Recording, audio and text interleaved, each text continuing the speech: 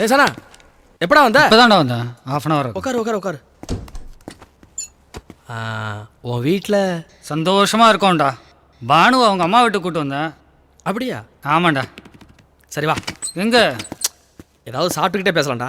இல்லை மாப்பிள்ள, இப்போ ட்ரிங்க்ஸ் சாப்பிட்றத நிப்பாட்டேன். என்னடா சொல்கிற? நல்ல மாட்டுக்கு ஒரு சூடு.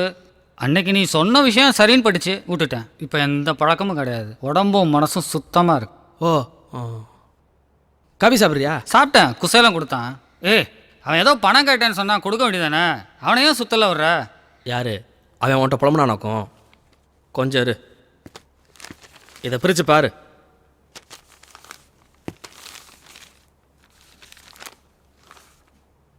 என்ன மாப்பிள்ள, அவன் பையன் பேரில் 1 லட்ச ரூபா டெபாசிட் பண்ணியிருக்க? இங்கே வா, அவன் என்ன செஞ்சுக்கிட்டு இருக்கான் பாரு. முதல்ல பாத்தியா? அவன் கையில எல்லாம் பணம் கிடச்சா குரங்கு கையில் பூமாலை கிடச்ச மாதிரி. தற்பெருமைக்காக கடனை வாங்கி விசேஷத்தை பண்ணிட்டு அந்த கடனை அடைக்கிறதுக்கு படாத பாடு படுறவங்க தான் குசேலே மாதிரி ஆளுங்க. அவனுக்கு எதை எப்போ செய்யணும்னு எனக்கு தெரியும்டா. மாப்பிள்ள, கோயிலில் ஒரு டியூப்லைட்டை மாட்டிட்டு உபயோகம்னு போடுற காலத்தில் 1 லட்ச ரூபாய் அவன் பையன் பேரில் டெபாசிட் பண்ணிட்டு ஒன்றும் தெரியாத மாதிரி இருக்கிறேன் மாப்பிள்ள. கிரேட்ரா.